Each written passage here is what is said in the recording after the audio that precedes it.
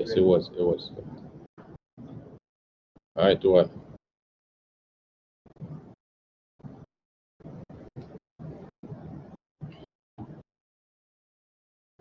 All right, again, we reading in the book of the second Maccabees.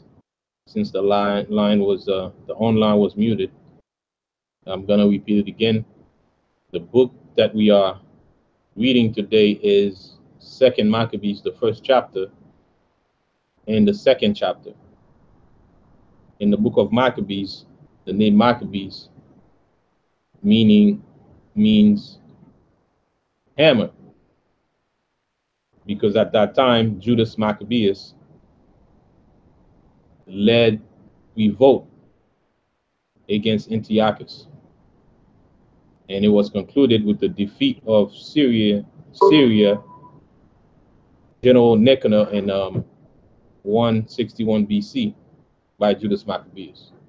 And then, of course, we had his brothers who took the charge of continuing the uprising to settle Israel in its proper condition. But Maccabeus did fight for the children of Israel valiantly. Because of that, and the way he fought, right, he was able to defeat the enemy. And let's go into the chapter. In verse 1, it says, "The brethren, the Jews that be in Jerusalem and in the land of Judea, which unto the brethren, the Jews that are throughout Egypt, health and peace." Right? Health and peace. God be precious unto you, and remember his covenant that he made with Abraham, Isaac, and Jacob, his faithful servants. So the Most High made a covenant with Abraham, Isaac, and Jacob, and he's reminding, the brethren that he's writing this letter to, right, throughout Egypt. And in that letter, he's going to address certain things. It says, "And give you all in heart to serve him and to do his will with a good courage and a willing mind." So now, first, he asks for health and peace, right? Because without health, we cannot perform, our body cannot move accordingly. So we need health in order to perform, our duties, to move around, right? Free from ailment. So first he asks for health and peace of mind, that everything be established, right? Righteously. Also, he has to give him a mind ready to serve the Most High. Because without a mind ready to serve the Most High, there's no way we can serve him, right? There's no way we can serve the Most High without a ready mind to serve the Most High. Without a carnal mind, we cannot serve the Most High the way we would want to.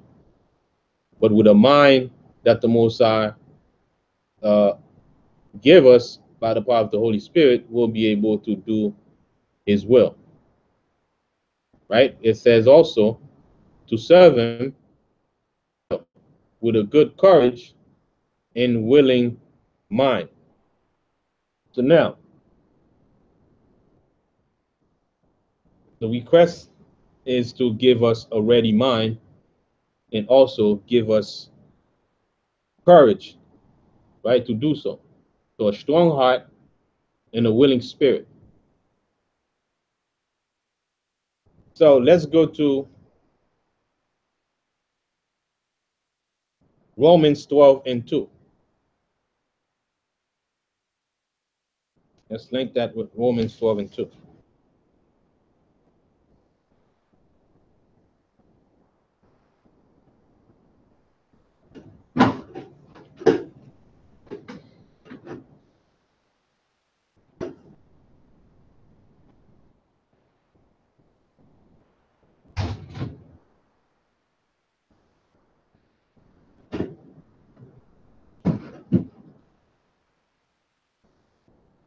Shalom.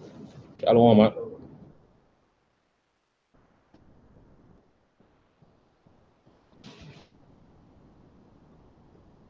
All right, so Shalom. All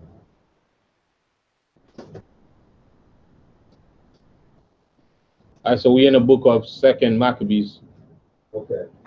Chapter 1 and chapter 2. Okay.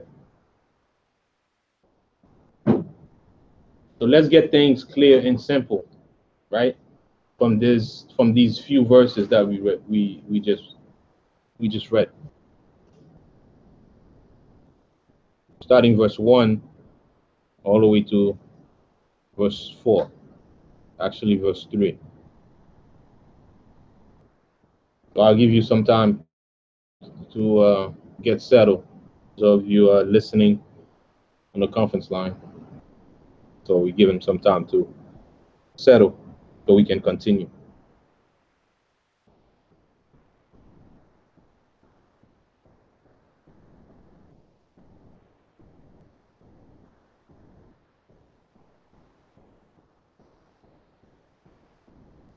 When you're in the first Maccabees? Yeah.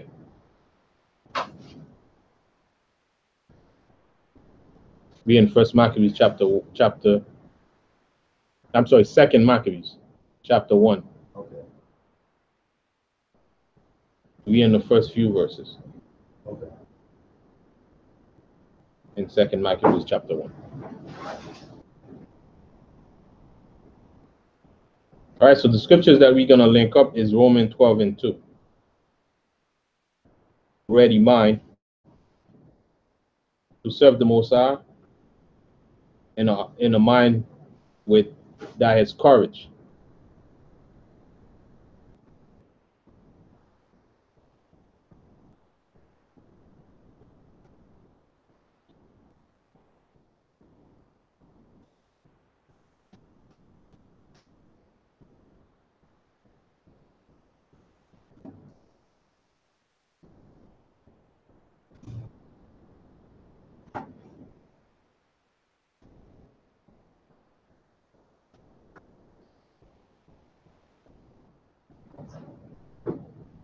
All right, so Romans 12 and 2 says,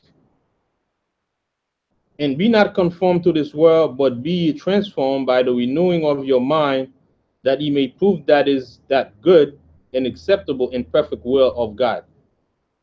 So in this verse right here, it says that we have to renew our mind. And when our mind is renewed and being put in the condition that is supposed to be put in, then we will start to discern what the perfect will of the Most High is.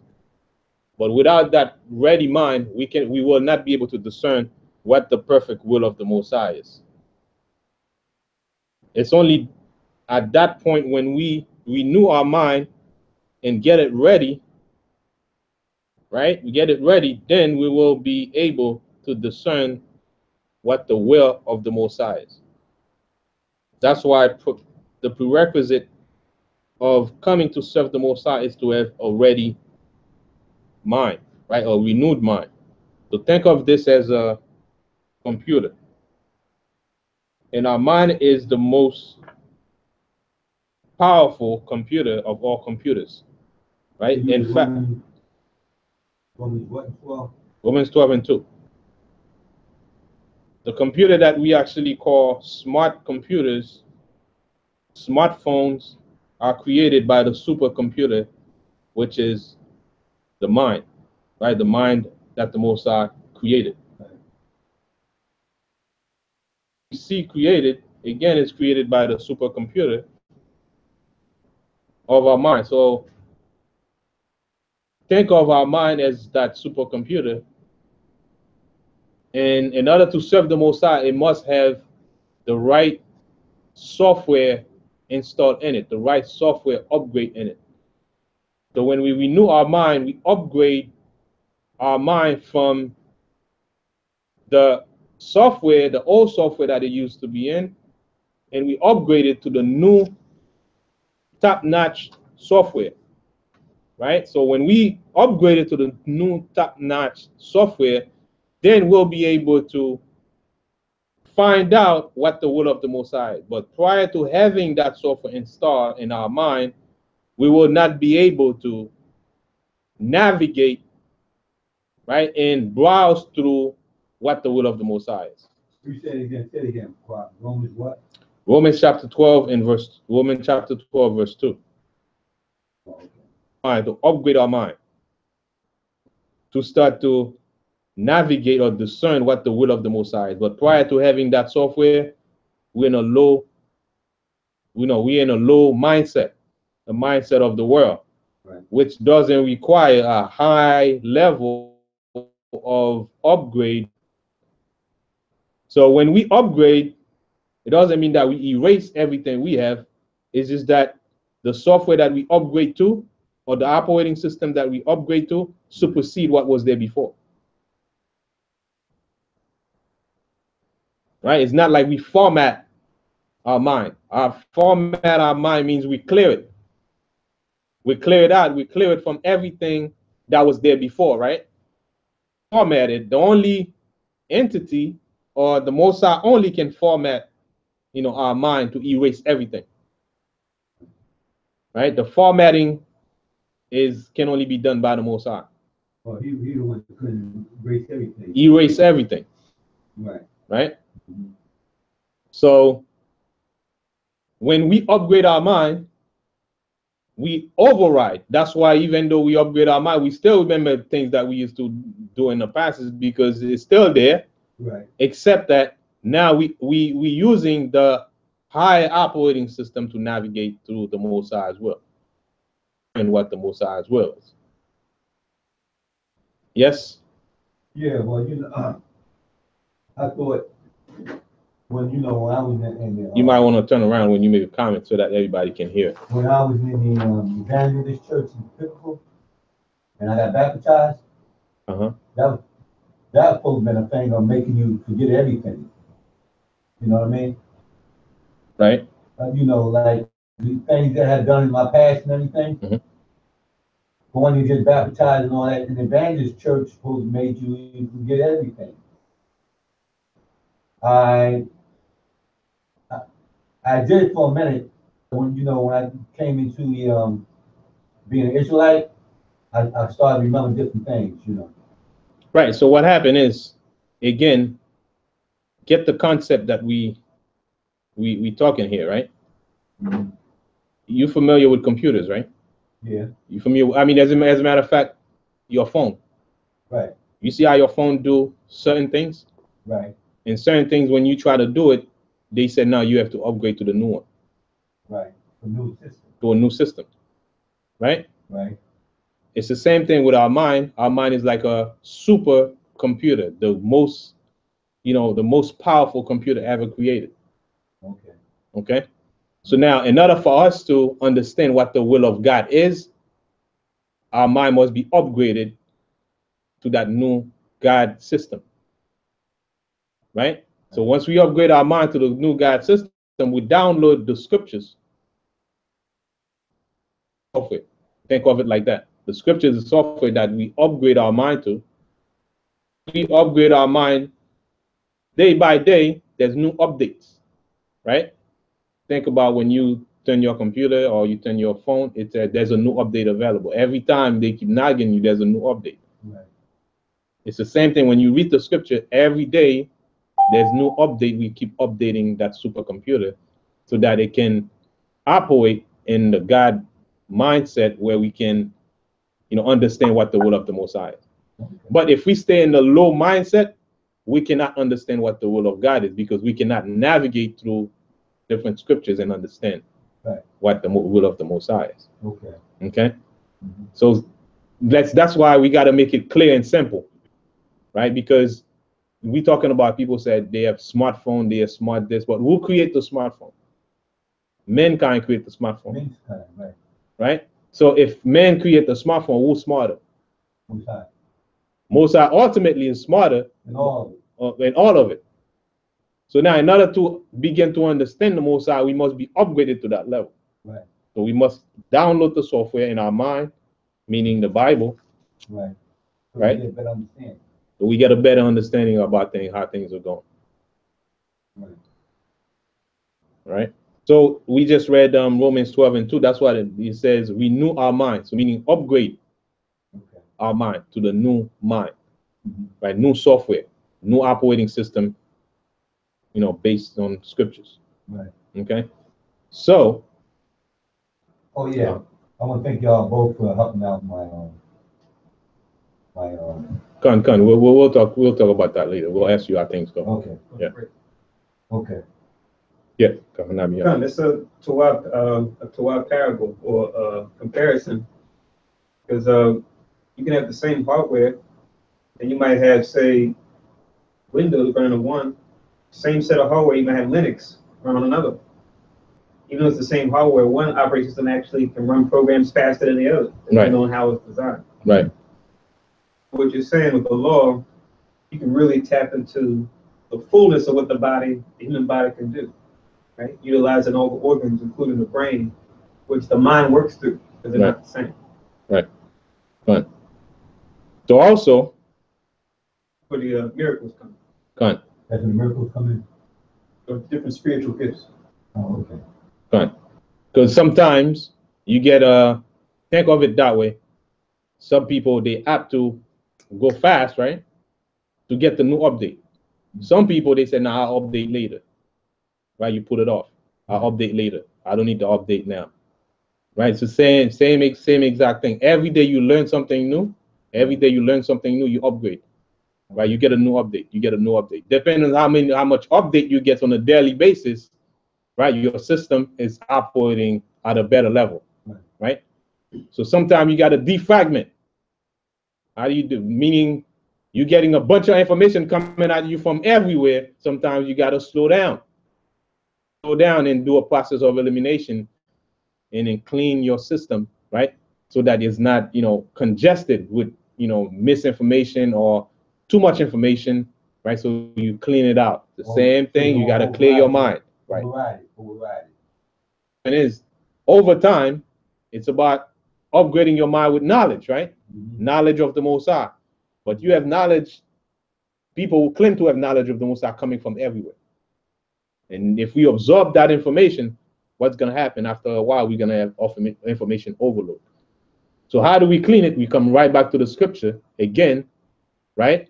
That untempered with software to clean, right, the bombardment of information that you have, to keep always cleaning, and do maintenance update.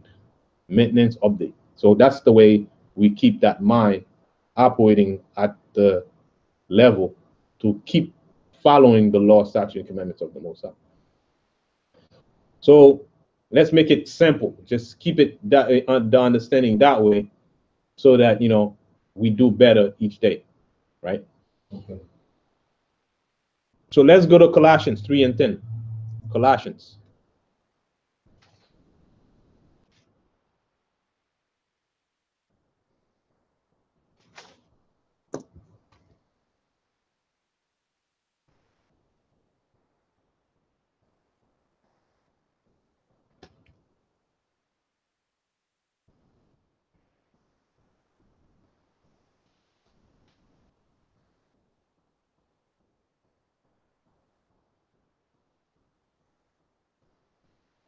And Kahanabia, when you get it, Bible Shah, if you can. Colossians chapter 3, verse 10.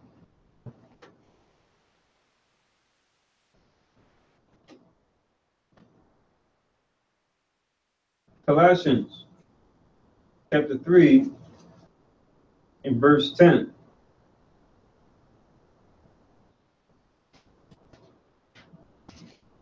And it reads, Colossians 3 and 10. And have put on the new man, which is renewed in knowledge after the image of him that created him. Okay? So that's the key. We know in knowledge. So we're getting the knowledge, we're getting the upgrade, the software upgraded into our mind, into that new man, the image of him that created him. Right? So our likeness is the likeness of the Most High, but in the image of Christ, right? We created Christ Yahushua.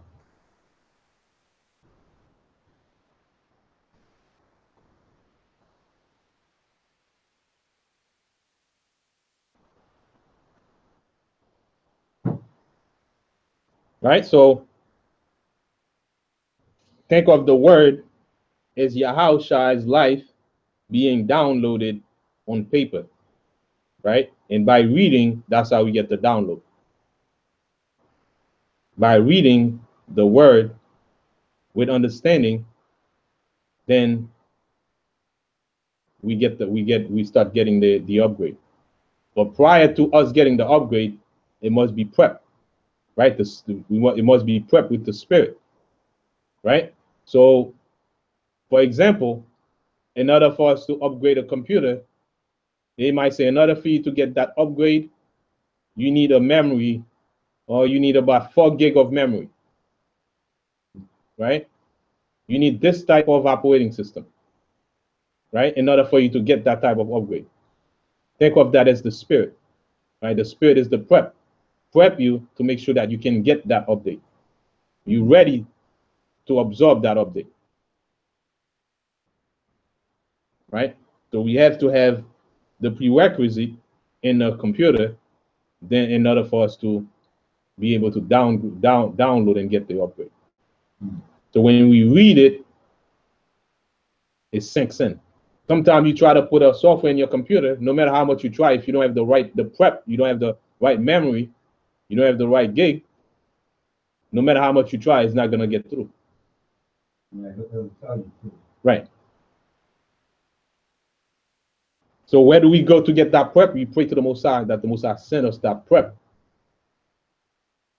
And then we pretty much get it. But the good thing about it is we don't need to put any new hardware. Our hardwares are the hard stuff, right? The hard stuff, we don't have to put any hard stuff because everything is done through spiritual. Just like when you use your Bluetooth now, you use your Bluetooth, you don't have to, take a wire and connect it to the computer. Right. You pretty much do what you got to do. Next thing you know, the computer is connected, automatically connected, right, without wire. And that's how we get all our upgrade from the Most Highs in heaven, right, downloaded into our mind. So this is the best, wireless system that we have. So before they come up with upgrade 1, upgrade 2, upgrade 3, then now we have Bluetooth. The Most High had already planned all that out. So that's how you know you have the most advanced supercomputer from the beginning. Okay.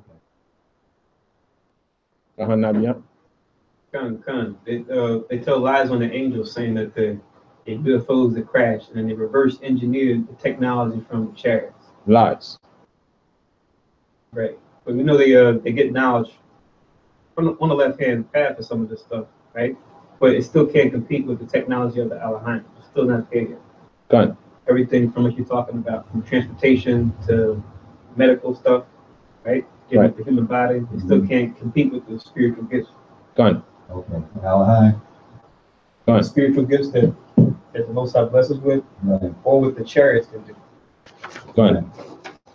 So all that we've been reading is based off 2nd Maccabees, the 1st chapter, the 1st verse to the 3rd verse, talking about the will of the Most High, right, and we have to upgrade our mind, right? We have to have a will to serve Him in order to be able to serve Him the way we would need to serve Him, in order to start to discern what His will is, right? So, in 2 things to the Most High's will that we must understand, right? There's 2 things to the Most High's will. That the Most High, number 1, has sovereignty over all things. He make things happen as He will. right. And the second is the will to command, right? The will to command us to follow or to obey, Right. right? So whether good or bad, the Most High has His sovereign will over everything. Okay? And remember, Yahushua said, not as I will, O Lord, as thy will. But as the Most High's will, He has a sovereignty over things, so may it be done. Right? Total sovereignty. It's not about, what we think, is about what he thinks is good. And then the second is to the will to command us to follow his commandments. That's an option. Fun. That's your option. Follow or not. To follow or not. And whether you follow or not, you're still doing the Most High's will, except you're on the other side if you're not following. On the other side. Right. You're just on the other side, and the other side, you have consequences on the other side. Each whatever side you're on, you still follow the Most High's will. Right. Nadia. Kind of like you said, just like you use the computer, you have options on how to treat the computer. Right? You can do defrags. You can get rid of files that are left around. Right. You let them pile up, but the computer is going to respond to whatever you do with it. Right. Depending on your choices. Fun. You can't escape them. Fun. Fun.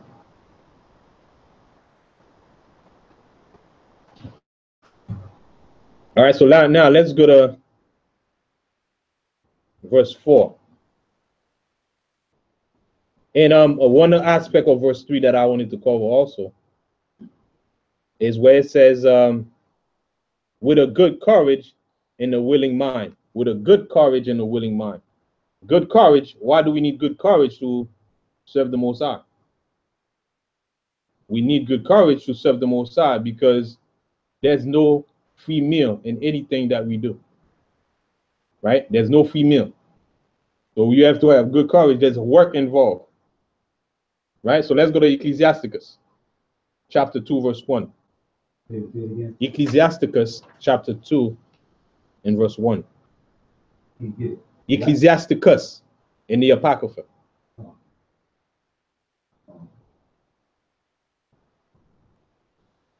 Chapter 2,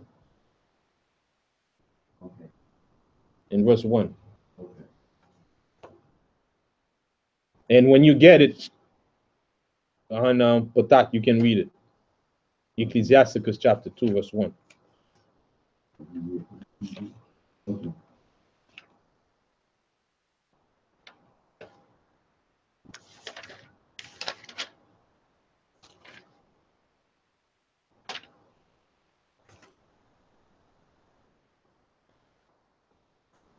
you like to do what now?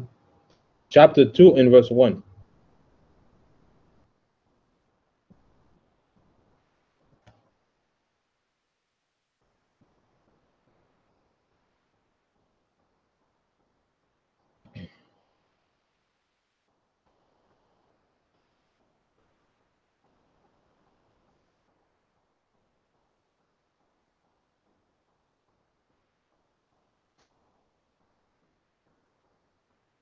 You asked me two, but I got my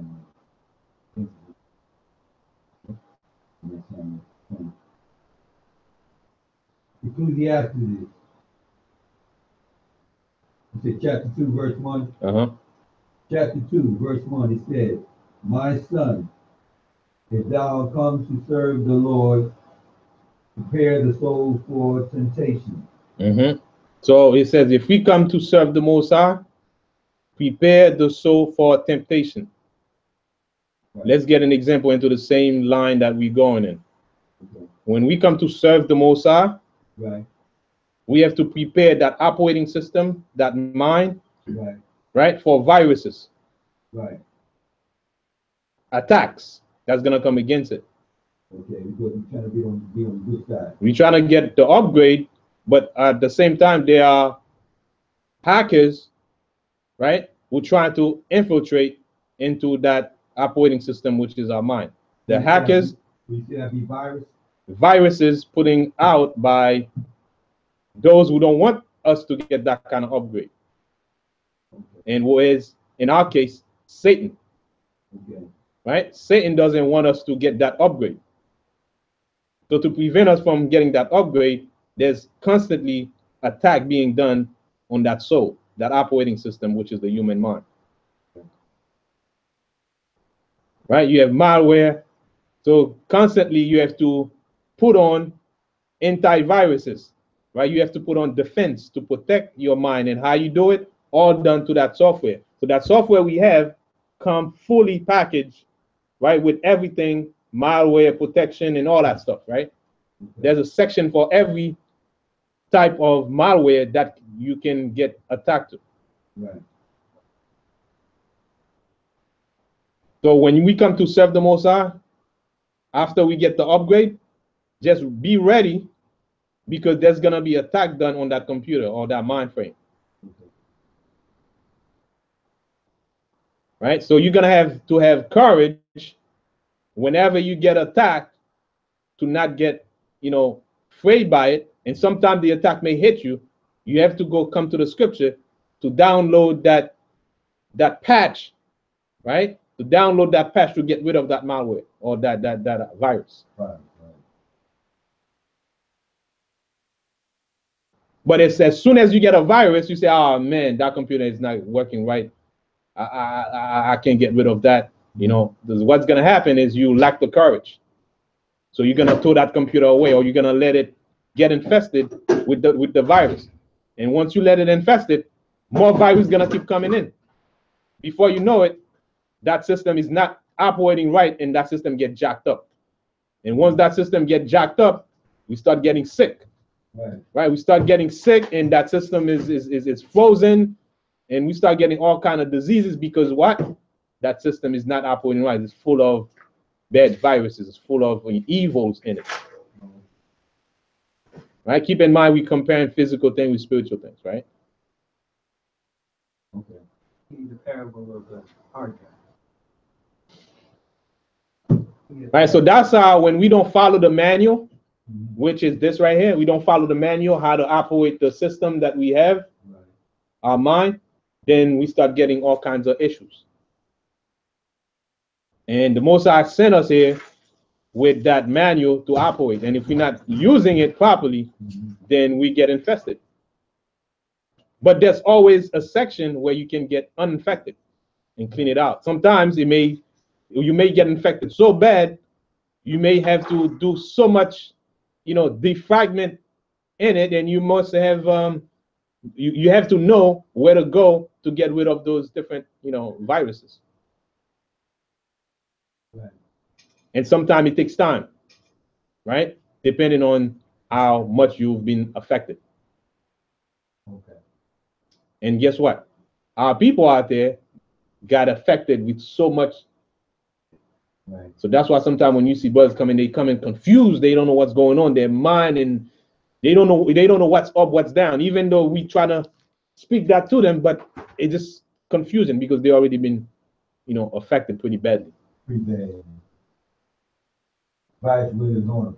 Right. The virus or the evils is already in their mind, in their system. Right.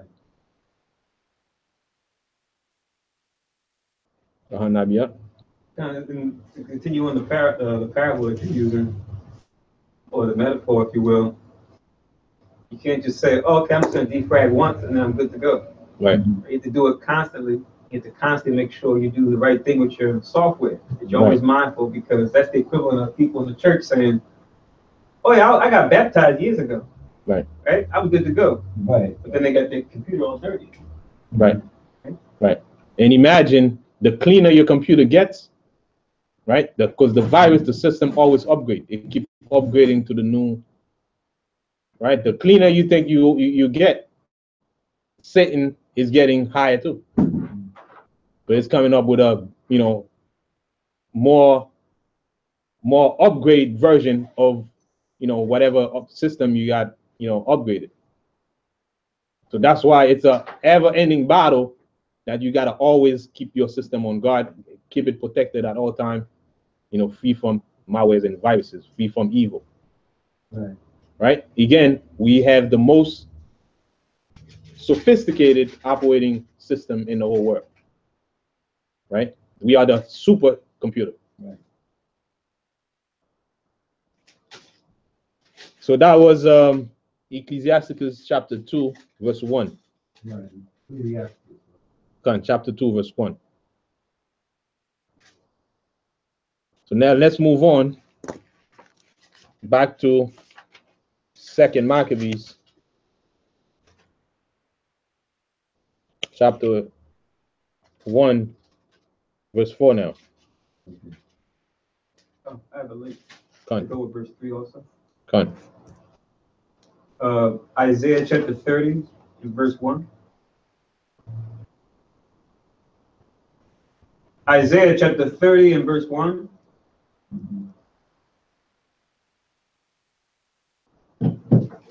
And it reads, Isaiah 30 and 1.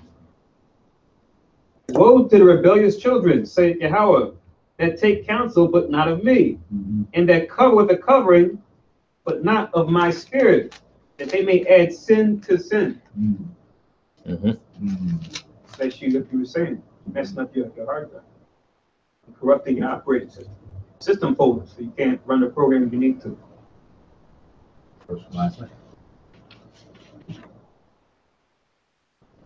Yeah, that's cool. Isaiah 30 and 1. All right, Tawada, move on. Second Maccabees, chapter 1, now verse 4. It says, and open your hearts in his laws and commandments, and send you peace. Right? And how the Most High sent us peace again? Having the right system. Right? So having the right system, then the Most High can send us peace. Right? Wirelessly.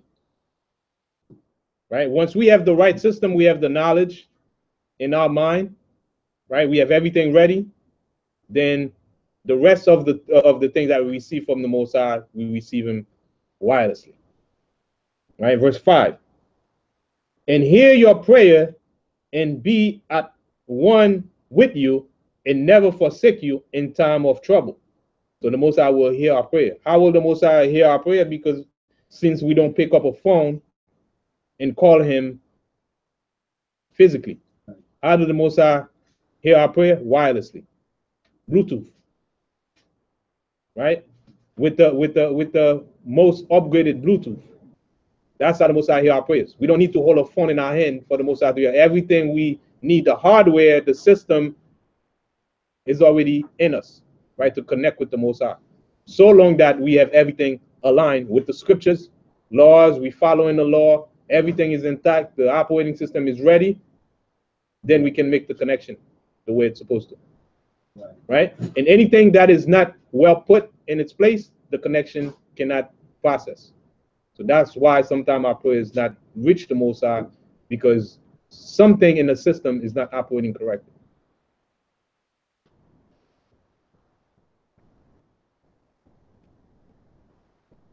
Done. This is your prayer, and be at one with you and never forsake you in time of trouble. So in time of trouble, when you go into some kind of test, right, your system, it seems like it's operating, contrary to what you would expect. The Most High already have it. It's kind of like, everything you need to do on your end, right? At some point in time, you're gonna need the Most High to take over your system, right? To take over your system and then manipulate it the way it's supposed to. Because at that point, you have no control. You did everything in your power that you're supposed to do, but yet it's not behaving correctly. So now that's when you call on the Most High, so the Most High take over and then operate the supercomputer. Done.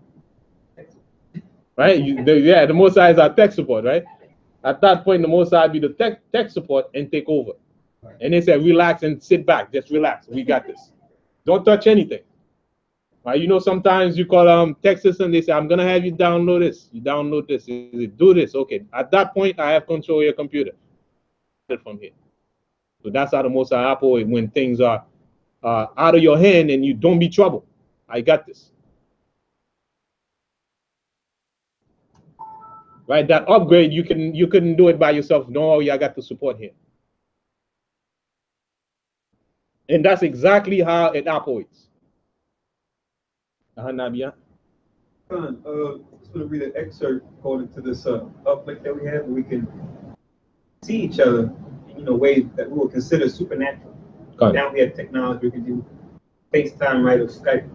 We have that through the Spirit. This is St. John chapter 1.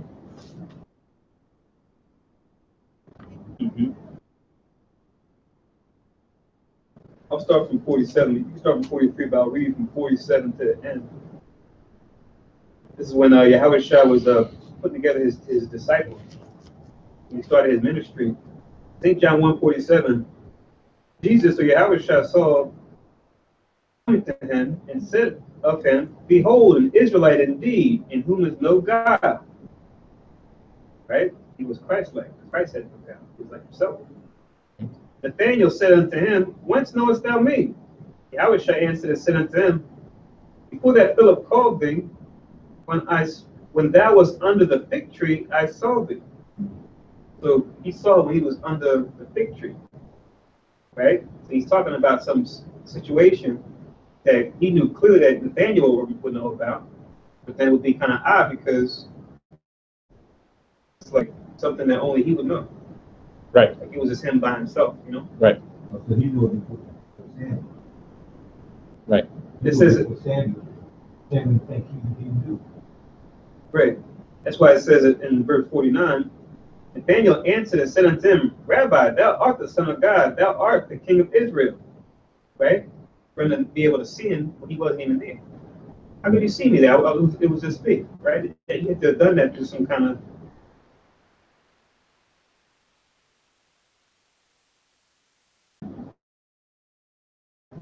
Verse 50, disciples, they said, Yahweh shall answer and said unto them, "Because I said unto thee, I saw thee under the fig tree, believest thou? Thou shalt see greater things than these."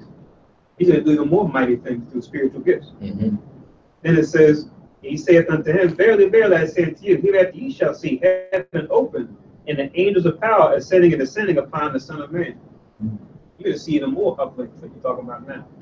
More connections, right? That this time will seem like a miracle, right? Things made with man's hands. Right.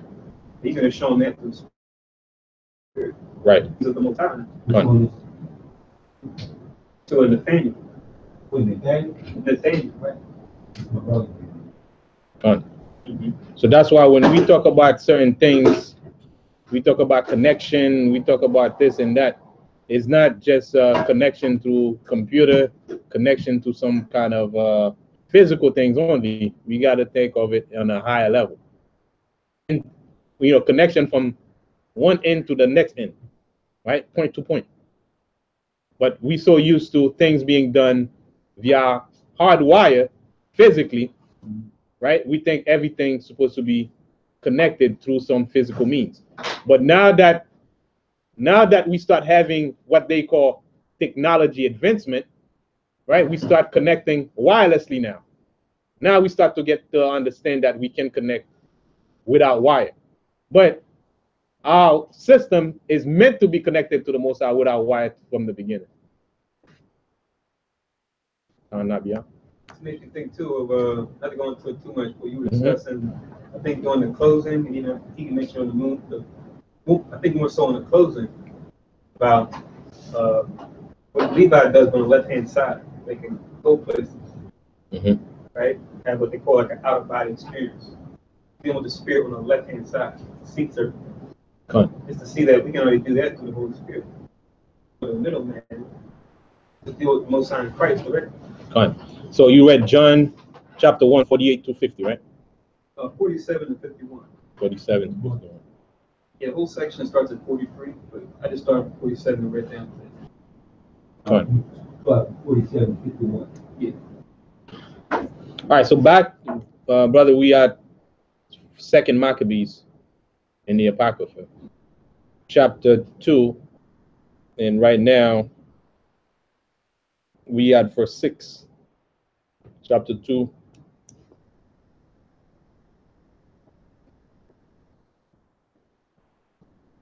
Actually, chapter 1, verse 6, 2nd Maccabees.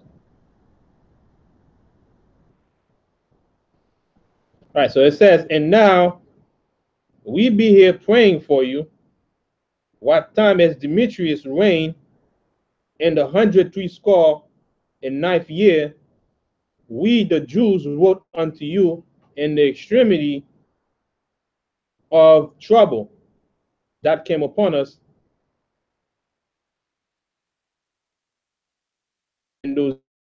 Holy Land in Kingdom. Yeah, it's going into some scenarios of things that happened to us.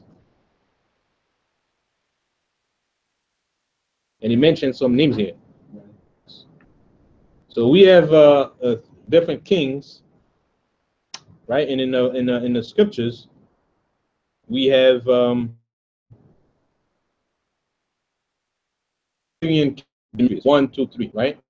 And at that time started, we had one of the king, King Demetrius, he was a successor to Antiochus, Eupator, the fifth, right?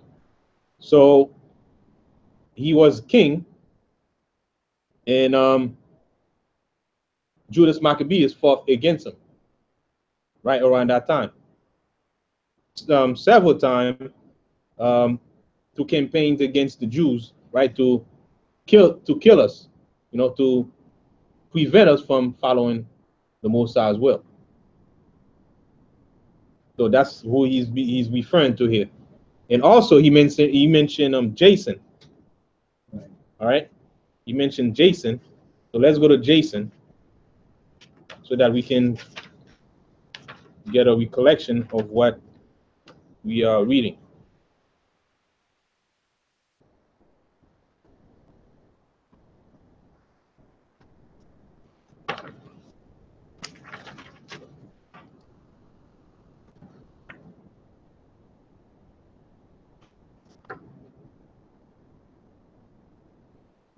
All right, so Jason was one of our high priests, right? He was one of the high priests, but how he got to become high priest, he wanted to buy his position. He went and wanted to buy his position from Antioch, from Antiochus. So he wanted to buy his position from Antiochus. And you don't buy your position in the Most High's, way of doing things. You have to be appointed, right, accordingly, right? So he was one of the high priests. But when he wanted to buy his position, he sent Menelaus, right, to take the bribe, to take the money to the king. But Menelaus outsmart him by paying more money than he sent to the king. So Menelaus was accepted as the high priest instead of him.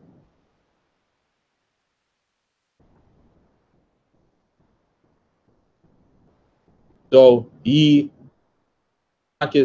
death, he attacked Jerusalem, right? He attacked Jerusalem and go against his own people, which is who were the Jews, us. And let's get a scripture about him, about how when he died, what happened to him because of what he did, the bad deed that he did against us.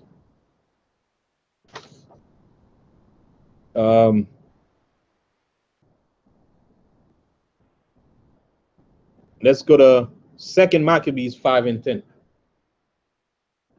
2 Maccabees chapter 5 and verse 10.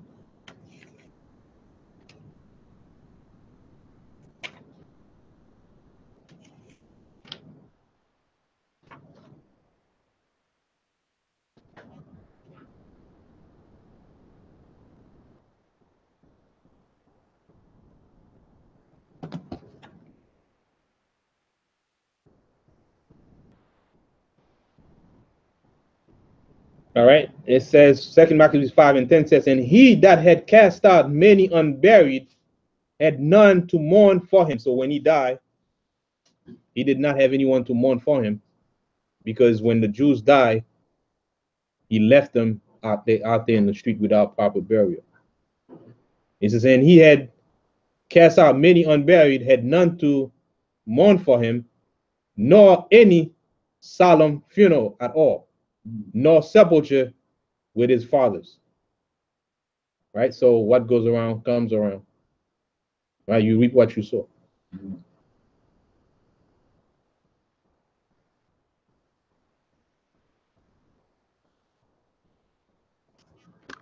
All right, so those are the two names that mentioned so far here, Demetrius and Jason. So let's go back to 2nd Maccabees.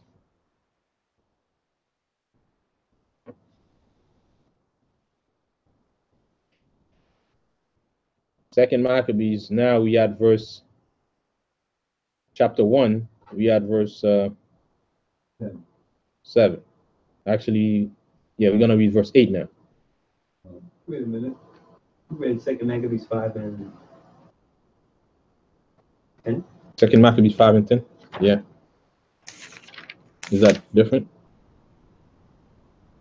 See his name mentioned above.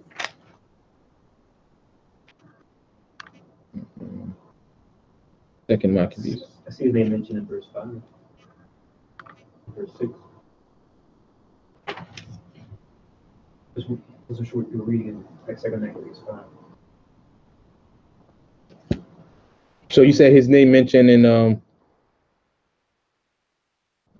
right, starting verse 5. 6. Yeah, verse 6. You said his name mentioned in where again, Kahan? Verse 5. 2nd Maccabees 5 and 5. 2nd Maccabees 5.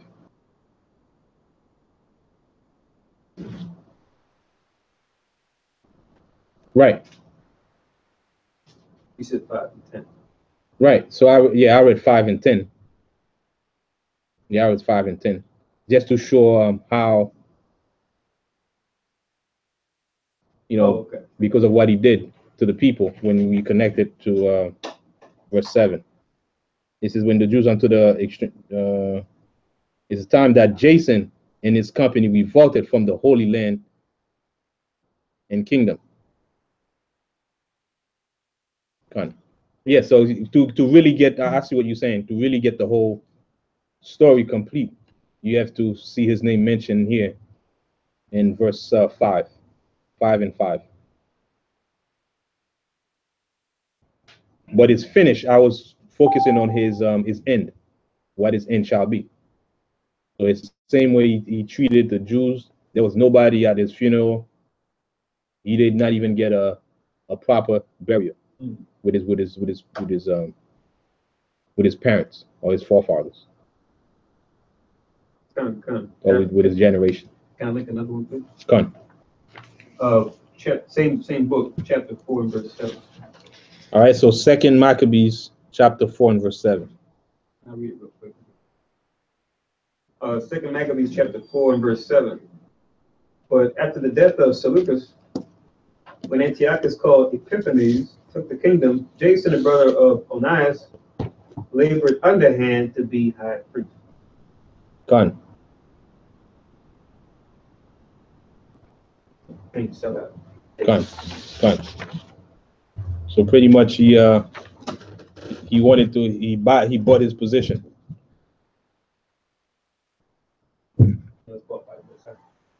Gone. Back to Maccabees.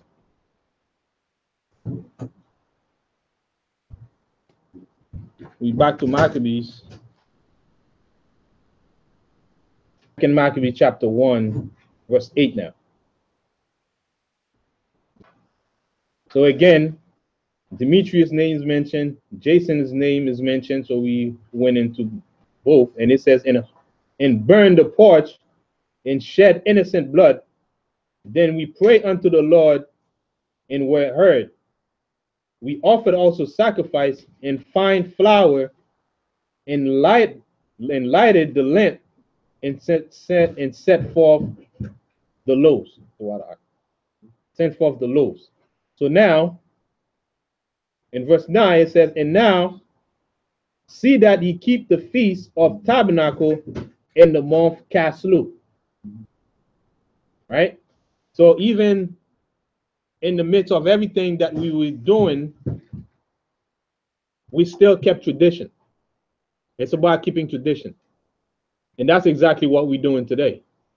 Right? We're keeping tradition. Whenever we come together on a feast day, right, we're keeping the tradition that the Most High said we should be keeping all throughout our generation, wherever we may be. Right? And now, in the month Caslu, which is the 9th month in the Hebrew calendar, right? And we kept the Feast of Tabernacles. We just kept the Feast of Tabernacles, right? So we follow in the same tradition. Dedication, right? So we not deviate from, what the Most High said we got to keep forever. We keep doing them. Granted, we may not do it perfectly the way we supposed to, but given the knowledge that we have, the information that we have in this time, right, we do it to the best of our ability. Right.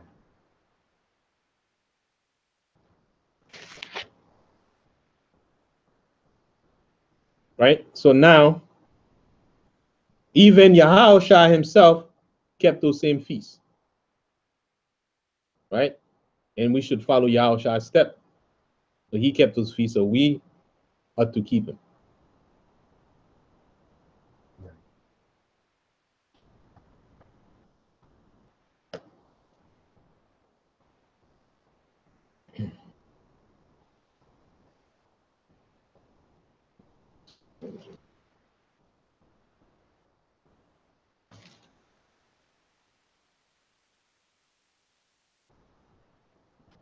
Right? So now, let's get a scripture in John, the 7th chapter, in the first verse. Come on. St. John, the 7th chapter.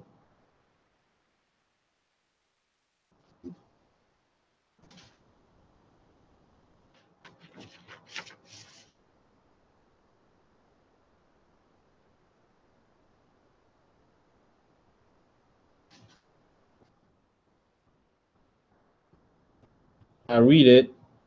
It says, after these things, Jesus walked in Galilee, for he would not walk in Jewry, because the Jews sought to kill him. Verse 2.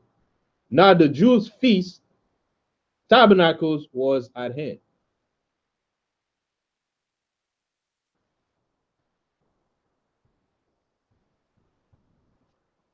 Right? So the same tradition back then, we keeping the same tradition now, because it is ordained for us to keep those feasts forever.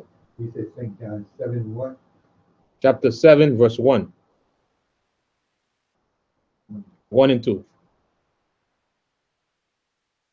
Also, let's get Zechariah, chapter 14 and verse 16.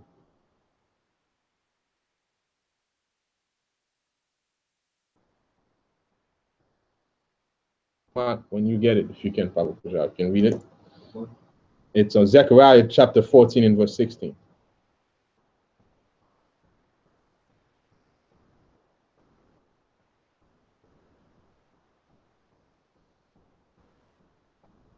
In second act. That's not. Yeah. What was that? 14 verse 16? Yes, 14 verse 16. Zechariah chapter 14, verse 16.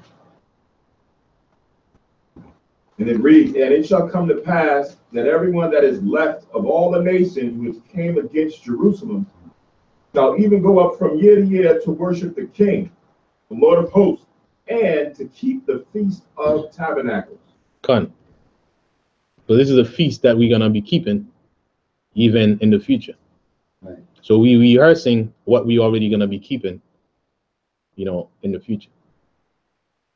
So show that it was a past tradition, it is a current tradition, and it's going to be a future tradition. Right? Nabia. Con, Hebrews 13 and 8. Con.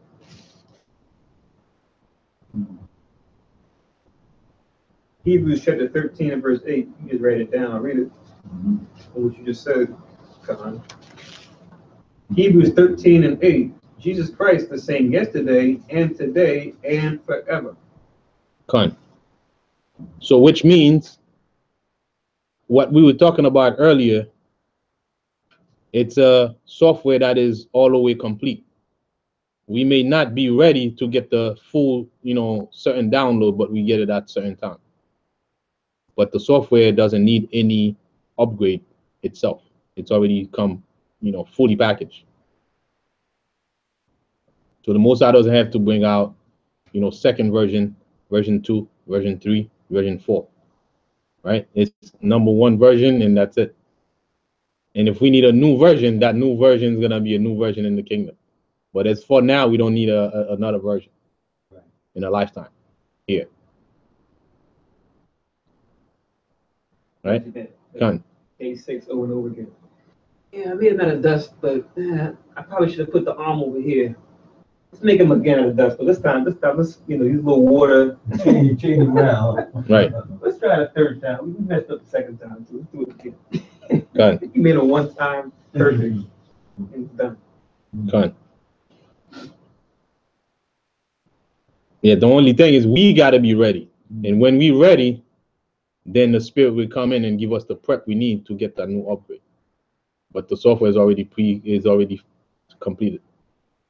There's no 2008 Adam versus the 2012 Adam. Right. 2016 Adam. Con. So that's why it says we got to have a strong mind. What do they require to get certain upgrade? You got to have a strong operating system, right? To sustain the software that you're going to be putting in. Every time we need that prep, the Most High send it to us. They say, okay, he's ready now to get the new version, right? New version to us, but it's the same software that the Most High had already created from the beginning.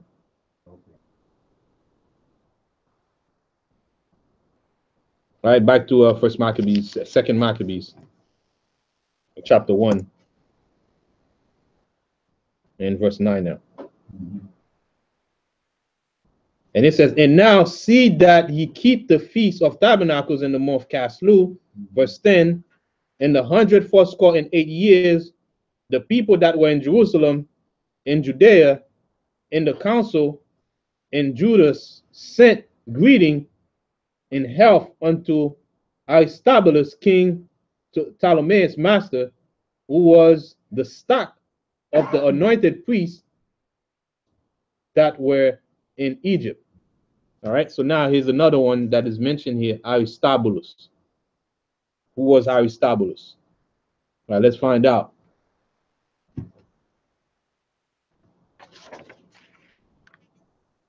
Aristobulus.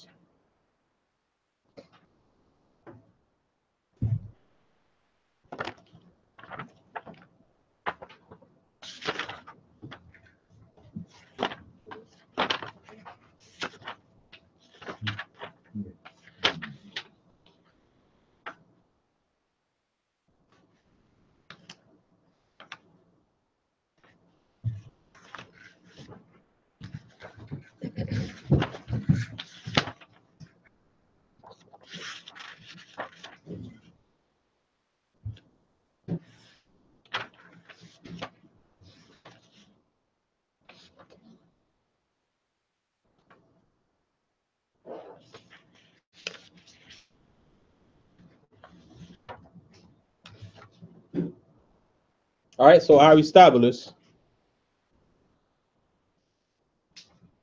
And let's see where he's also mentioned in I'm hoping it's the same one, right? It's in Paul, mention of him in Romans 16 and 10. No, it's not him, right? Much later. Yeah, it was kind of iffy when I was doing the research on it. Yeah, it's like a concordance with I call concordance links. Scholars will do concordance link because it'll be the same name. Right.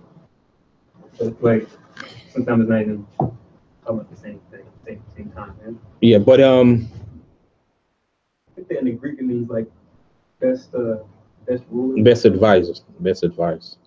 Best counselor. Yeah, best counselor. Tabernacle. I think Aristarchus is the best ruler. Yeah. So he was a first king of the Jews after the Babylonian exile, right?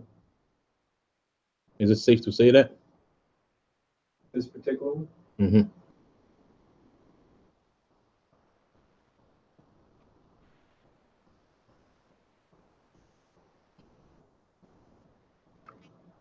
Right, because it says Aristobulus, king, Ptolemais, Ptolemy's master, who was the stock of the anointed priests, and to the Jews that were in Egypt.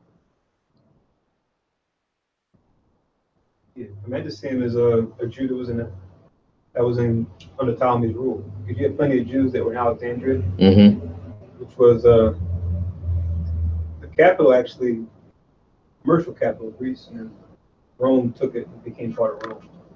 You had a lot of Jews that were in Egypt, mainly in Alexandria, like the brothers wrote Ecclesiasticus. They were Jews that lived there. Same for Apollos from the Gospel, from the Apostles. He was from Alexandria too. So we can see from that he was a high, right, in the Ptolemies. He was a high official, but a Jew, and who had influence on the people there, right? Where, high influential people in the other kingdom, in the people's kingdom, but yet he was a Jew, right? That people can go to him and find out, about, their nationality. Of course, back then they don't have that issue with nationality, but people that they can rely on in as a high official, right, in the other people's kingdom. Just like we may have, let's say, provided that Jesse Jackson was righteous, right, quote unquote, right, and he was a high official in the government, where he can have influence on the laws and how we behave, right? So people would go to him and look up to him as somebody that they can look, upon for guidance. So think of Aristobulus in this situation as somebody of that stature, right? Somebody of that caliber. That makes me want to read this little excerpt Done. on Alexandria, which was the chief city where Ptolemy ruled as part of the Greek Empire at this time. It says, founded by Alexander, this is in the Zondervan Bible Dictionary on page 31. It says, Alexandria, founded by Alexander the Great, 332 BC, successively the Ptolemaic, then Roman, then Christian capital of Lower Egypt. So now we're in the Ptolemaic time. But Ptolemy still had rule, right? Formed by the island pharaohs and the headland Lokius, were suitable alike for commerce and war. It was a chief grain port for Rome. It was like New York City. Right. For Rome. Its merchant ships, the largest and finest of the day, usually sailed directly to Puteoli, but at times, because of the severity of the weather, sailed under the coast of Asia Minor, Turkey, as did the vessel which carried Paul on the 1st Acts 27:6. Alexandria was also an important cultural center, boasting an excellent university. It's in different eras. It was reported possessing from 400,000 to 900,000 books and rolls. The population of Alexandria had three prominent elements: Jews, Greeks, and Egyptians. This brother is probably one of those Jews that still dealing with the law, that were living in Egypt. The Jews enjoyed equal privileges with the Greeks, so that they became fixed there. At Alexandria, the Old Testament revelation was brought into contact with Greek philosophy. Consequent synthesis became of great importance in subsequent religious thought. The influence of Alexandrian philosophy on the thought of the writers of the New Testament is debatable, but its impact on later theological and biblical studies in the Christian church, great. That's where it started going on. Done. According to tradition, Mark the Evangelist first carried the gospel to Alexandria and established the first church there. From this city, Christianity reached out into all Egypt and its surrounding countries. Theological school flourished there as early as the 2nd century. Among its great teachers were Clement and Origen, pioneers in biblical scholarship and Christian philosophy. So when they first got there, they were teaching the right thing, and over time, started mixing stuff together. We have now, where it's like, I think Christ was born same time as Nimrod and Saturnalia. Y'all mixed up at the line. Gone. All right, so again, it was a Jew and kept the law, right? So the letter was addressing him, right? So verse 11, and so much as God hath delivered us from great perils, we thank him highly as having been in battle against a king. So the Most High, preserve them and save them out of great danger, right? So they thank the Most High greatly for taking their side against the king. Verse 12, for he cast them out that fought within the holy city. For when the leader was come into Persia, and the army with him that seemed invincible, they were slain in the temple of Nenea by the deceit of Nenea's priest. For Antiochus, as though he would marry her, came into the place, and his friends that were with him to receive money in the name of a dowry. Which when the priest of Nenea had set forth, and he was entered with a small company into a compass of the temple, they shut the temple, and soon as Antiochus was come in, and opening a privy door of the roof, they threw stones like thunderbolt and struck down the captain, hewed them in pieces, smote off their heads, and cast them to those that were without. So they got them in ambush inside the temple, right? They let them in and close it and open up a spot in the roof where they can, throw rocks at them, and then they kill them. I mean, they tear them in pieces. Right, they were on top, and close the door behind them, so there's nowhere to run.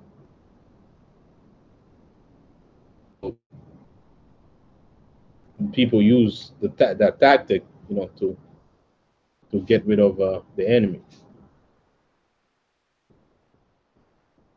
In verse 17, it says, "Blessed be our God in all things, who have delivered up the ungodly."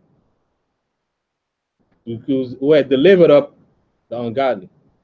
Therefore, whereas we are now purposed to keep the purification of the temple unto the 25th day of the month Caslu with dedication, we thought it necessary to certify you thereof, that ye also might keep it. Right? So keeping the tradition again. And remind them, send the letters that they should keep it as well. As the feast of the tabernacle and of the fire, which was given us when Nehemiah offered sacrifice after that he had builded the temple and the altar. For when our fathers were led into Persia, the priests that were then devout took the fire of the altar privily and hid it in a hollow place of a pit without water, where they kept it sure, so that the place was unknown to all men. Right, so that the ark of the covenant, right, which is hid, that no one knew where the ark of the covenant is, even unto this day. So the ark of the covenant. So let's touch on the ark of the covenant. Let me see. Should cover on it now. All right. So now on the next chapter, we'll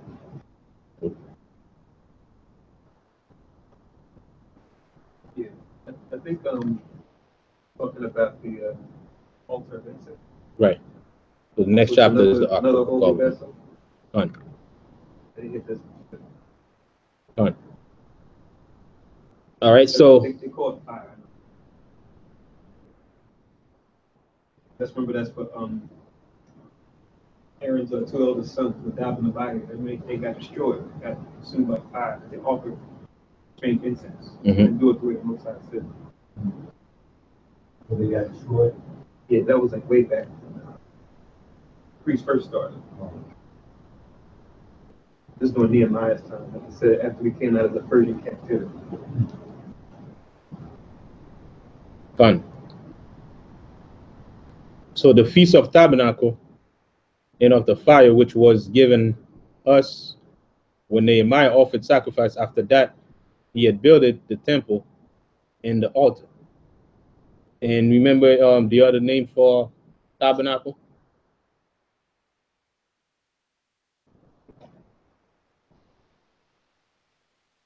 Fun.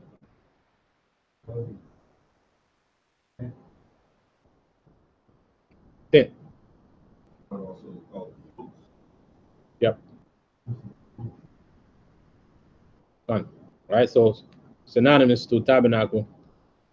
Feast of, it's a tent, dwelling in tent, and also feast of booth.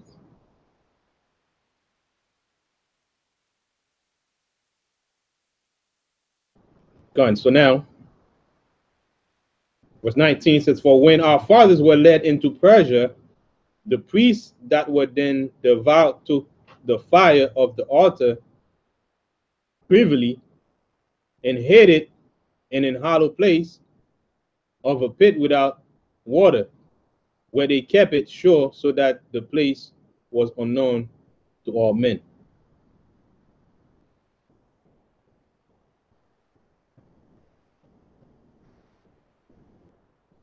All right, so now verse 20. "Now after many years, when it pleased God, Nehemiah, being sent from the king of Persia, did send of the posterity of those priests that had hid it to the fire. But when they told us they found no fire, but thick water, then commanded he them to draw it up and to bring it. And when the sacrifices were laid on, Nehemiah commanded the priests to sprinkle the wood and the things laid thereupon with the water." Right?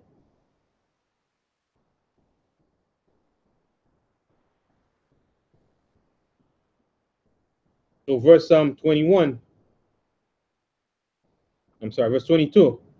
"When this was done, and the time came that the sun shone, which afore was hid in the cloud, there was a great fire kindled, so that every man marveled."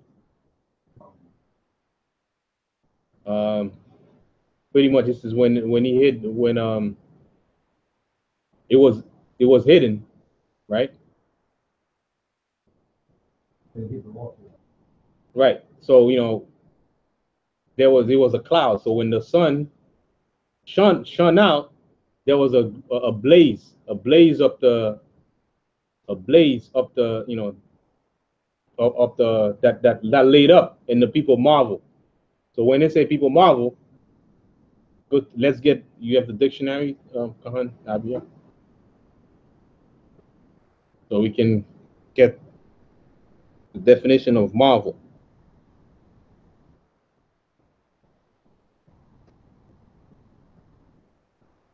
Comic book company.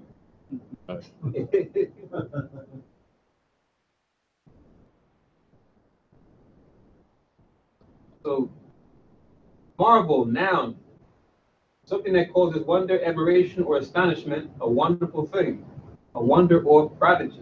Mm-hmm. Then it says archaic, the feeling of wonder or astonishment. Right. Feeling of wonder and astonishment. When something is not common happen, you're like, wow, man, I can't believe this is happening. What is this? Right? So you marvel at it. So the people look at it at a great astonishment. Something that is unusual, that happened, that you didn't even foresee it happening. Like unnatural. Something that you don't see often happen. Right. You're like, wow, what is this? Right? Cause you to marvel at, to wonder at it. Kind of like when you see the heathen, they see stuff in the sky, and they look at it great astonishment. They show you on TV, people gather, they're gonna see, something that's gonna happen in the car, the eclipse or something. Right, come on. Yeah, come. Like you said, it's a miracle. Something goes against the natural laws of nature. Come I think it's like what you just read. It was like overcast and cloudy right now. Right. Picture the clouds clear up, the sun hits the wood, and the sun hitting the wood, it's not gonna do much. But the thing caught fire when the sun hit it. Okay. Sunshine wouldn't normally do that. So it's something unusual. Right. Just to kind of picture what happened there as far as the miracle. on. Sunlight hitting something, in the desert, it may cause it to smoke at best, typically, even in the hottest of places, Right. to cause something to spontaneously burn. That can happen. It's like trees, pine trees, very, very dry areas, but that wasn't that. Right. Done. All right, let's go to verse 23 now. It says, and the priest made a prayer while the sacrifice was consuming. I say both the priest and all the rest, Jonathan beginning and the rest answering thereunto as Nehemiah did. So kind of like when we do the prayer, we say it and then the people repeat it, right? Kind of like the same thing. Verse 24.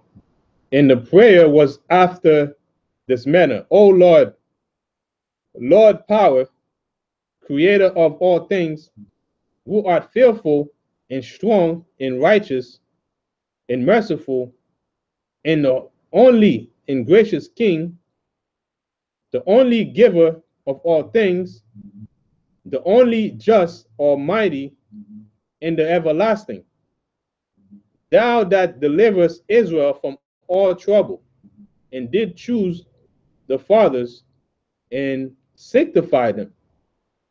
Receive the sacrifice for thy whole people, Israel, and preserve thy own portion and sanctify it.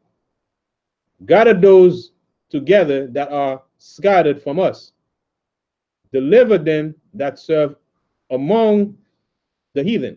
Look upon them that are despised and abhor, and let the heathen know that thou art our God. Punish them that oppress us, and with pride do us wrong. Plant thy people again in thy holy place, and Moses, as Moses have spoken. And the priests sung psalm of thanksgiving. Now when the sacrifice was consumed, Nehemiah commanded the water that was left to be poured on the great stones. When this was done, there was kindled a flame, but it was consumed by the light that shined from the altar. So when this matter was known, it was told the king of Persia that in the place where the priests that were led away had hid the fire, there appeared water, and that Nehemiah had purified the sacrifice therewith. Then the king, enclosing the place, made it holy after he had tried the matter. And the king took many gifts and bestowed thereof of those whom he would gratify. And Nehemiah called this thing naphtha, which is as much as to say a cleaning, but many men call it Nephi. Nephi. All right, so we see the Most High did great things for us in the past, and we were thankful, right? And the Most High did miracle there that caused the people to wonder. So let's get us Psalm 98 now. Psalm 98. Mm-hmm.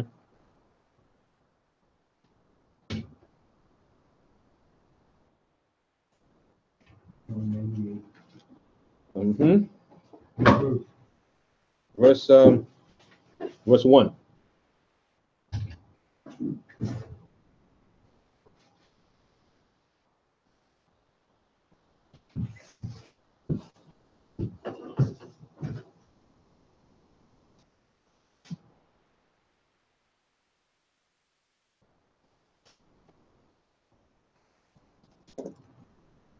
Psalm 98 in verse 1.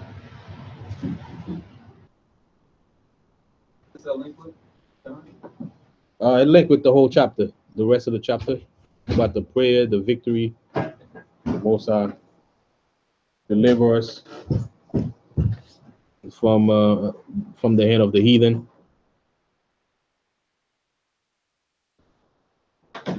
The Most High is a deliverer.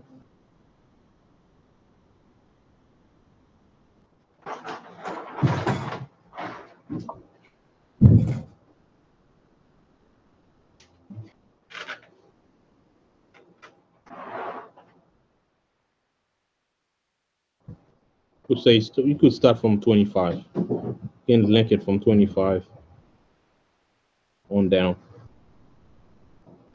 I linked it with 24, 29. Gone. All right, Psalm 98 and 1 says, "Oh, sing unto the Lord a new song, for he hath done marvelous things.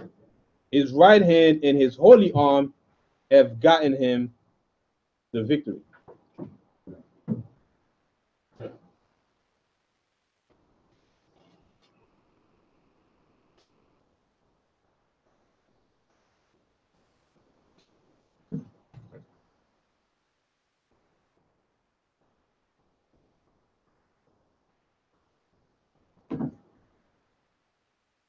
All right, so let's go also to Isaiah 45, verse 14.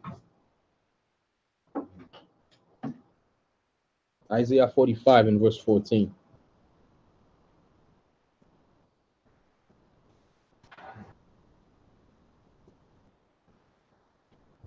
I have a link at here. Gone.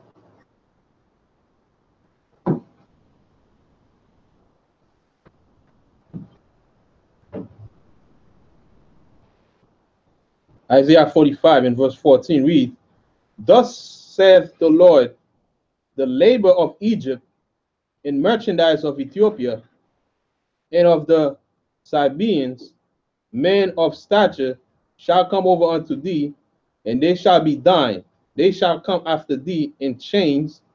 They shall come over, and they shall fall down unto thee. They shall make supplication unto thee, saying, Surely God is in thee, and there is none else. There is no God." So in that time, in that day, when we conquer the nation, we will say the same thing that the brothers and sisters were saying when they were delivered in those fight, when the beginning, and then they turn around, they thank the Most High.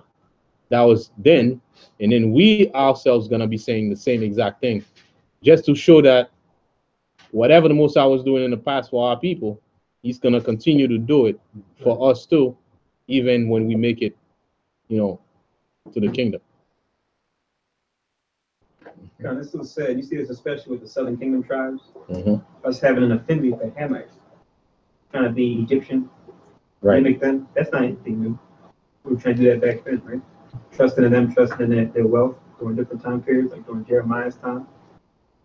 And then even with them now emulating Cush, or so-called Ethiopians, Greeks call them that, with this Haile Selassie worship, as if he was the second coming of Christ. And even he himself laughed at the scorn, saying, I'm not that guy. Mm-hmm. They can do whatever they want. I'm not him. You still got to this day people talking about, Haile Selassie, right, Rastafari, and everything else, right? But here we read the scripture. This is heartbreaking for a lot of our people that still worship Hamites, where it tells you that what? They're going to be coming in chains before us. They're going to be looking to us for the law, not the other way around, us trying to study their false gods, right, and customs. Fine. Fine. So that's why the Most High give the children of Israel laws to follow. The commandments is for us to follow. The other nation, they don't have the law, right? But all in all, they are doing the Most High's will, one way or the other, right? Whether through unrighteousness, right? But us, we're supposed to do the Most High's will. This is our side. It's a matter of what side you want. Right? If you're on the unrighteous side, you're doing the Most High as well on the unrighteous side. Even he create the evil for evil time, right? Go ahead. This is Proverbs chapter 16 and verse 4. Proverbs chapter 16 and verse 4. You write it down to get it. Proverbs chapter 16 verse 4 reads, "The Lord, or Yahweh, have made all things for himself. Yeah, even the wicked for the day of evil." Come. So the Most High make things in a way where one cancel out the other. Right? So he bring forth even things that he hates. He brings them about for his own, because for his own pleasure, for his own will. Let's get another example of what we're talking about here.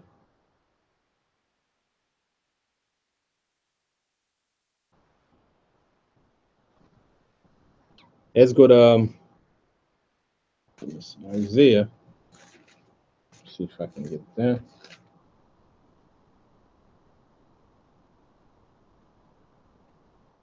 Isaiah 53 in verse 10.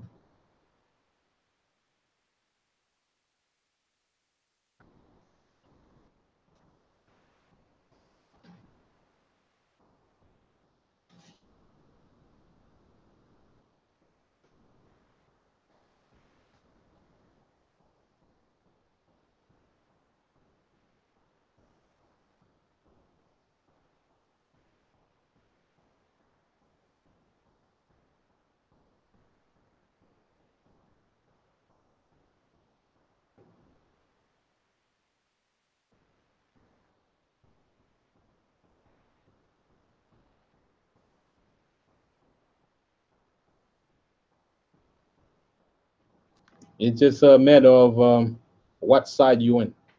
You just don't want to be, as Israelite, you don't want to be on the other side. Right? It's because the Most High is sovereign. He has rulership over everything. Of all that come to pass is of the Most High. So nothing escape him. Right? Good or bad. Nothing escape him. So let's get Isaiah 53 and 10.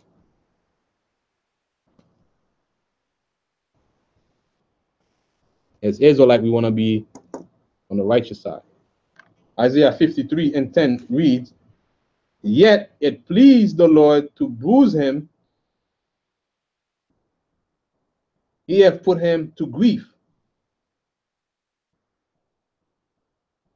When thou shalt make his soul an offering for sin, he shall see his seed. He shall prolong his days, and the pleasure of the Lord shall prosper in his hand." Yet Yahushua was being bruised. You think Yahushua loved it that he was being bruised? No. Right? Was when he was getting beat, was he laughing? He was not laughing. It was painful. But yet, for the purpose of the Most High, for his will to be established, he allows it to happen. Right? So it was a righteous thing that happened, even though the Most High would hate to put his son into grief, but it had to happen. So the Most High has control over everything. Right? So again, I call Yahushua his son. Say that again. Most High call Yahushua his son.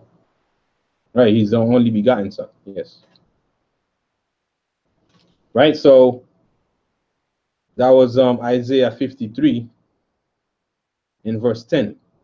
The will of the Most High for us Israelite is to keep his commandments. Right? But if you see the wicked doing what they doing, they following the will of the Most High too, on the wicked side. Question you think of like. Yes. Go ahead, Samantha. No, just to go with that verse that you pulled in Isaiah 53. I'm sorry, 10, 53 and 10, the question about was Yahushua well pleasing, being bruised and beaten, actually going through it, but he understood the purpose for why he was doing it. Good. You can link that with Matthew 26, 53 and 54. When Yahushua was initially being apprehended by the soldiers, the question with the statement in the question that Yahushua told him. This is Matthew 26, verses 53 and 54.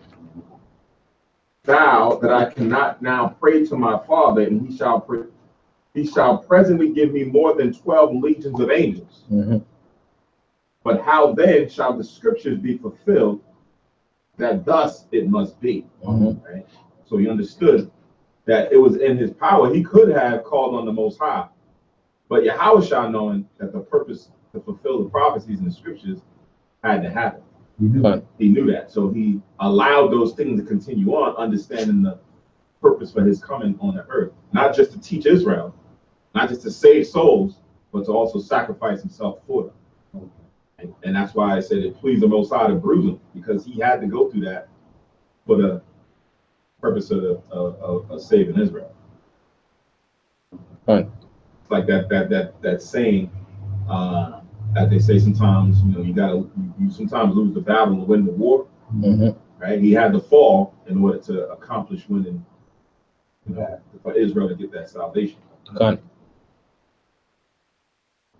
It's like the Most High is a sovereign power, Yahushua is a sovereign king. Nothing happened without Yahushua.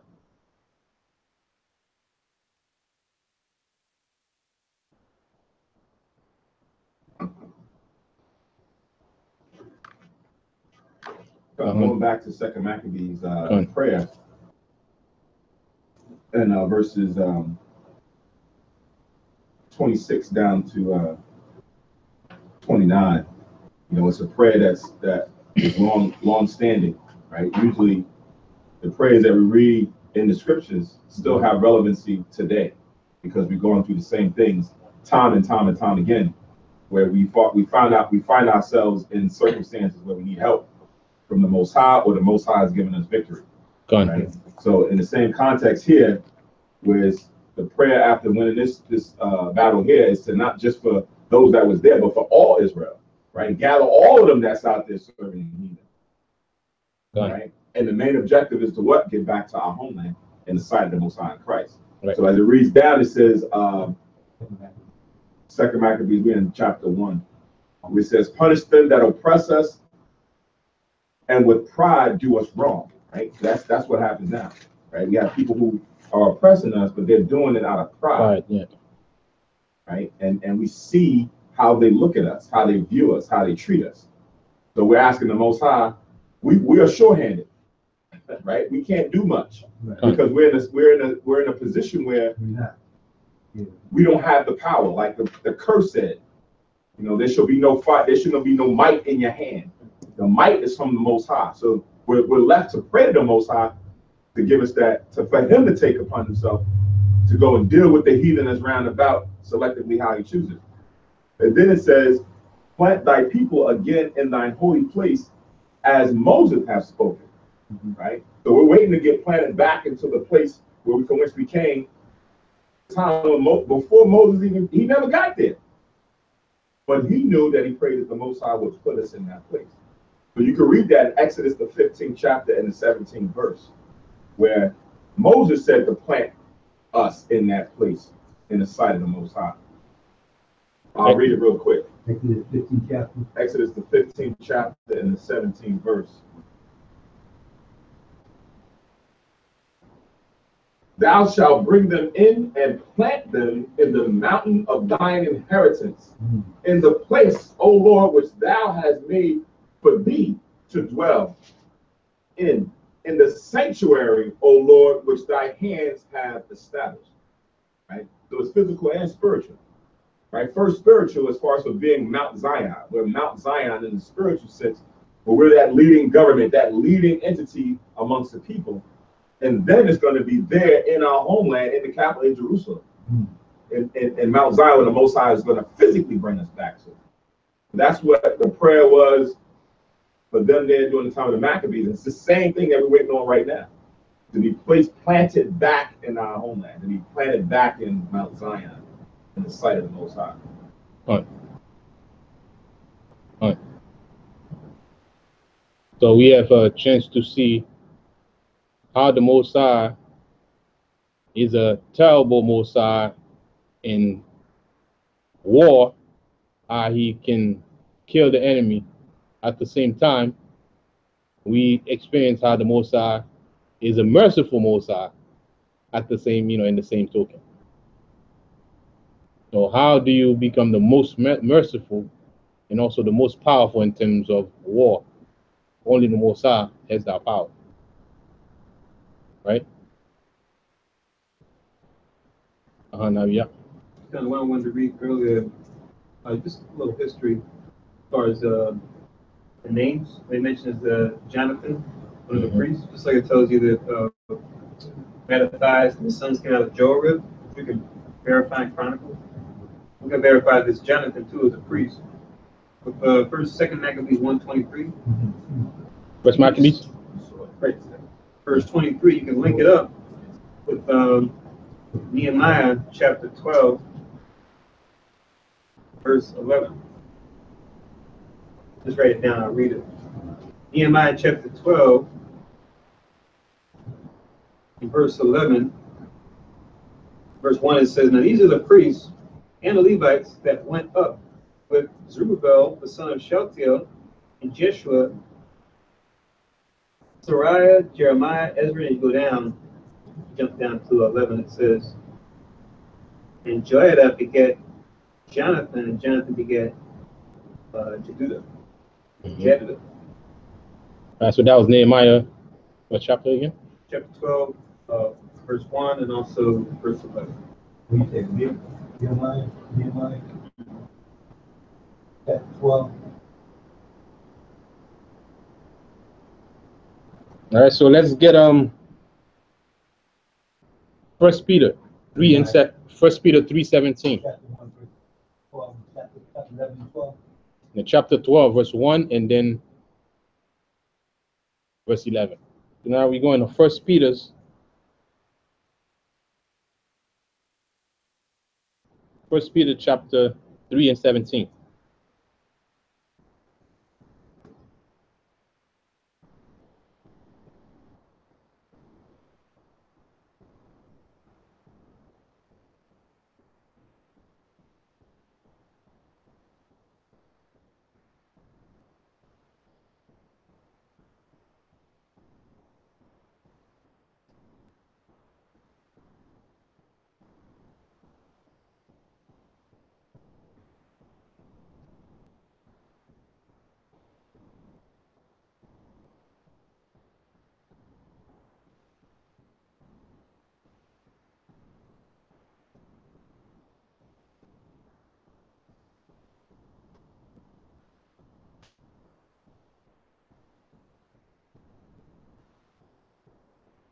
First Peter chapter 3 and verse 17 reads, "For it is better, if the will of God be so, that ye suffer for well doing than for evil doing."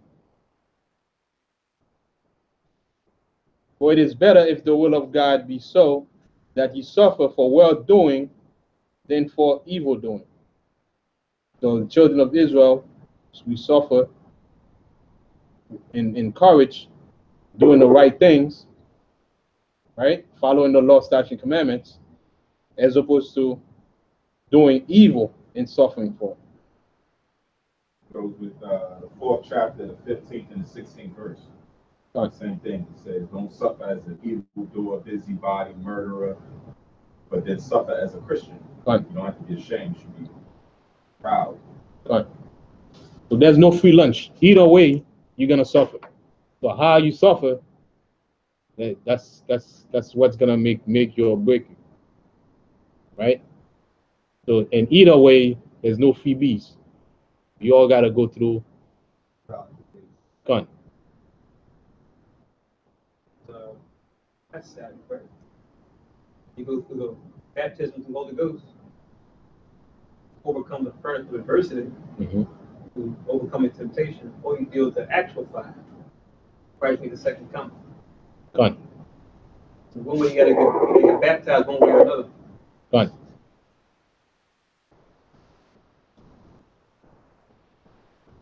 But either way, it's God's will.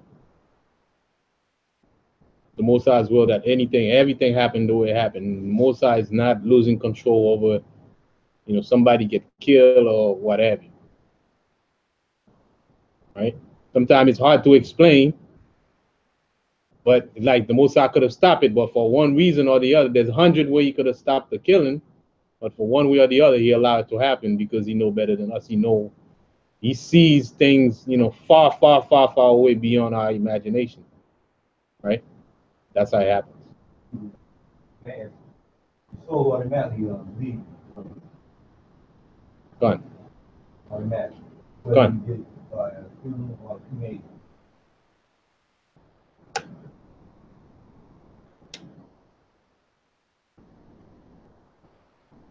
All right, so that concludes chapter 1. And we're going to get about break. We'll get back at 12:35. All right, for the second half of the service. All right, stay tuned. We'll be right back.